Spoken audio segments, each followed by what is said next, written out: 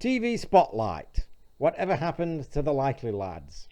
Whatever Happened to the Likely Lads is the name of a British situation comedy series that ran for 2 seasons and 26 episodes, plus a Christmas special from 1973 to 1974. It starred James Bolam and Rodney Bewes as Terry Collier and Bob Ferris, and was actually a sequel series to a 1960s sitcom simply entitled The Likely Lads that ran for 20 episodes across 3 seasons. It was written by the same writers, Dick Clement and Ian Le Frenais, who were veteran British comedy writers. The series was a big success, winning the BAFTA for Best TV Comedy in 1974.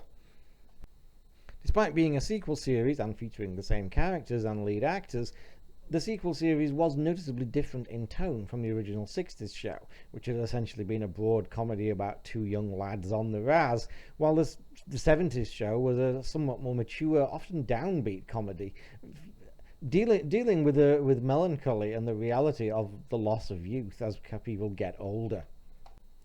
Now, I had heard of Whatever Happened to the Likely Lads and the Likely Lads for many years. I think I vaguely remember like my parents watching Whatever Happened to in a repeat run, maybe in the late 80s. I seem to vaguely remember that, unless I'm misremembering completely. But I mean, I would have been extremely young at the time and would have made no impression on me whatsoever.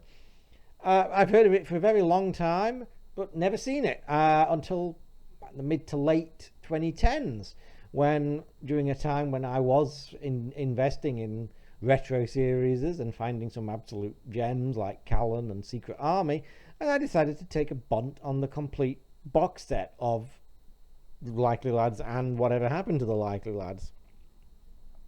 Now, I have to be honest, I didn't really take to the original 60s Likely Lads. I watched a couple of episodes. It was okay. It didn't really do it for me, to be honest. I was kind of disappointed, and you know, it was looking like one of those things that you watch a couple of episodes and end up drifting off. Not necessarily dislike it, but just not like it enough to bother watching it. But I thought, you know what, I bought this bloody thing and it cost enough. So okay, so the 60s one it isn't for me. I'll try the 70s one, because to be honest, Whatever Happened to the Likely Lads does tend to get much more of a critically warm reception even today than the original one does necessarily. So I decided to try the 70s one, and I absolutely loved it. I watched the first episode. I laughed my ass off. I related, and I'm like, oh yeah, this is much more like it. You know, I mean, I guess this sometimes 60s stuff can actually be a lot more dated than the 70s, because obviously the 70s is in color. It's different.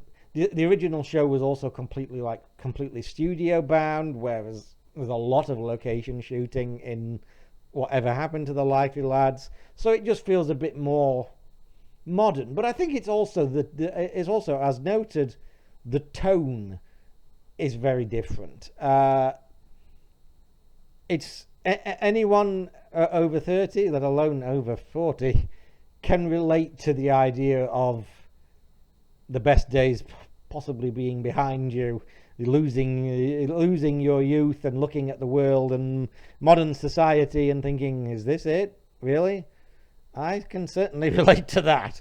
And that adds a kind of a bittersweet tone to the show that's very effective. That being said, I don't want to make the Whatever Happened to the Likely Lads sound like a depressing downer, because it certainly isn't. It's a very, very funny sitcom. Both leads play off each other beautifully. Terry is very much the working class, money grubbing, rat bag, tight fisted. He's working class and he's proud of it, and he doesn't have any intention of changing, nor does he have much intention of growing up, even though he's well past the point where he should be. It's interesting to contrast him with Bob, as on the surface, in the 70s series at least, they seem very much chalk and cheese. Bob is kind of getting married and is married in the second season, is in a more middle class job is and rising up, and very much likes to think of himself in that thing. And yet, scratch the surface, and deep down, he's probably just as big a ratbag as Terry is, if not arguably more so. I found the series very entertaining and very charming. Honestly, it's one of my favorite. It's one of my favorite British comedies, not just of the '70s, but of all time.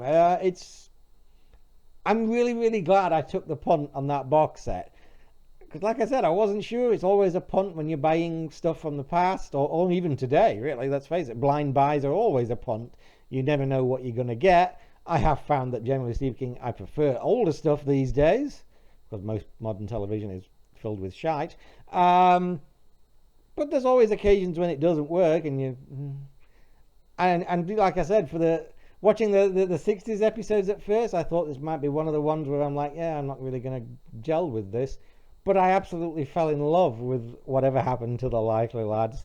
I've seen it a couple of times since. I still think it's really funny, really charming. It's very 70s, very Northern England, which, I come from Northern England. I don't think it's not specifically the area that they're in, although there is a Doncaster train station in the first episode where Bob gets stranded, which is not far away, not far away from where I used to live in the UK, in South Yorkshire. It's only a couple of towns over. So, it's very relatable to me particularly. Yeah, I loved whatever happened to the Likely Lads. It's very, very, very, very un-PC as well, which just makes me like it even more. Because that's me. Yeah, I heartily recommend whatever happened to the Likely Lads. I think it's a great comedy. It's kind of a shame we didn't get more.